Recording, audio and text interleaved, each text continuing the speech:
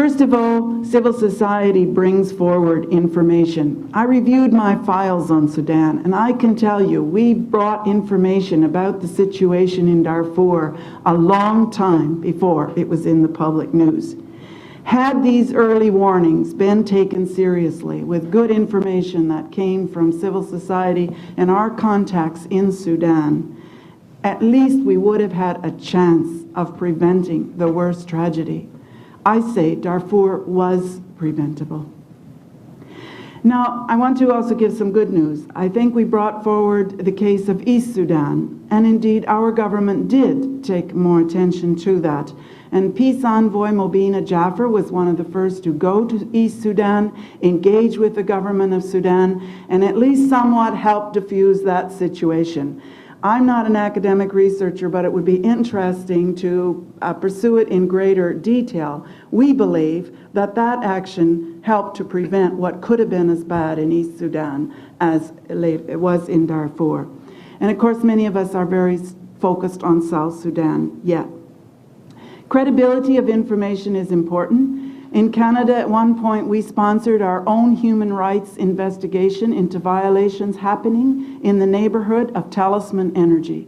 Had that report, which had all the credibility done to the highest standards of human rights investigations, had that report been given attention a number of years ago, who knows what the results could have been. Right now, we are focused on bringing forward information about the attacks that are happening right now.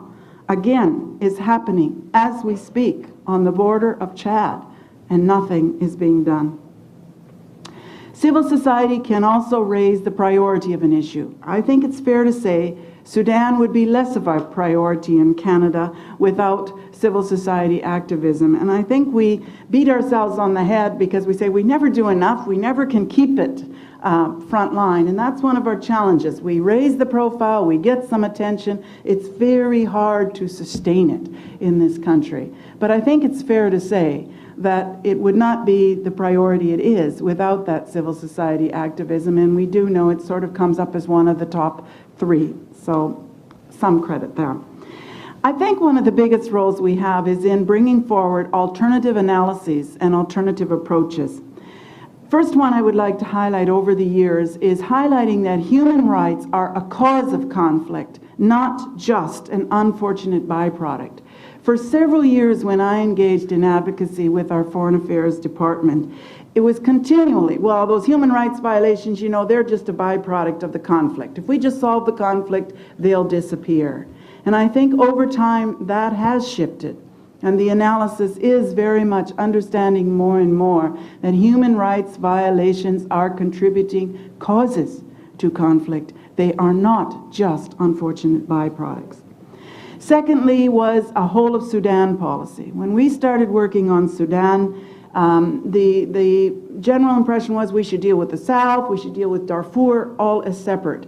And it was civil society who first brought to the table, this is a question of a central oppressive government against all its marginalized peoples, whether it's South, Darfur, East, North in Sudan. And I think over time, you can track in the government documents, a change did happen and it began to be approached much more as a whole of Sudan issue. I don't think we've still worked that out, because you still now see a shift of focus to Darfur, and those of us who are concerned about the peace agreement in the South not being implemented in 6 years are very worried about that shift of attention. I think we do need to look at this as a whole of Sudan issue. So how a conflict gets framed, the narrative, if you will, the storyline, I think is something that civil society can have a big impact on, and it's something that does shape the politicians' understanding and their response. And I think it's also a huge burden. Certainly at the conference we were at Uganda, I think many of us were burdened about how are we telling the story of that conflict and how is that impacting the response to that. Something for all of us to think about. The third is a different approach. I think in the case of Sudan, the civil society advocates have always argued for carrots and sticks. And I would argue that Canada and others use carrots far too long in the case of the government of Sudan. We needed diplomacy with more muscle. It's not popular to say in Ottawa, but I think our diplomats were outsmarted by the diplomats of the government of Sudan many, many times, and I could cite examples starting back with the issue of children and the conference in Winnipeg. I think, though, that civil society does have impact, and just looking internationally now, the reference to the ICC probably would not have happened without a lot of pressure from international civil society advocates. Resolution 1706, a pretty good resolution on Sudan if we could implement it. Much of the language has come from the international civil society advocacy community. So I think we can make some impact. Of course, the question is turning all of that into real action on the ground. I want to highlight one thing from the long-term agenda. If we are going to prevent genocide, then the human rights mechanisms must be strengthened. They are very weak, and they must be strengthened very early on. There are very few penalties for violating human rights at the early stages. Civil society will also need to lead and persist in that movement to get much stronger mechanisms for all parties and accountability for human rights violations. I believe the mechanisms that are being put in place to help protect children in armed conflict may be a little step forward, but we really need to have much more attention to that. I just wanted to comment on our means of advocacy. I think we try to be as strategic as possible. And here in Canada, that means sometimes, we work very closely with the department.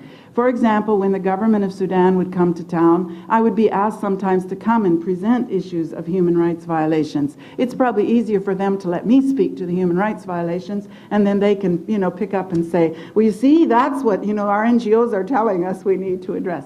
That's fine. I think we can do that. And certainly Lloyd Axworthy was an expert in learning how to work with civil society in foreign issues. It's more difficult when we disagree. And I think the Sudan file has also seen us in that camp. And I think our department and our politicians are probably less adept at dealing with us when we disagree. And I would say Talisman Energy was probably the strongest case, where we were often in confrontation with our own government, and perhaps we did not come up with good resolutions of that one. In that regard, I really welcome the greater interest of parliamentarians in foreign policy issues. I think that's going to make a huge difference for us in civil society. In previous governments, there was less interest, I think, on the parliamentary side. We talked more to officials and the minister. We're eager to engage with parliamentarians. Finally, civil society creates the social space and public support for tough decisions. We have run successful campaigns on Sudan. I think there is public awareness. I do believe that if the politicians wish to act more seriously on Sudan, they would find public support in Canada. And now we are moving to more of a global civil society movement.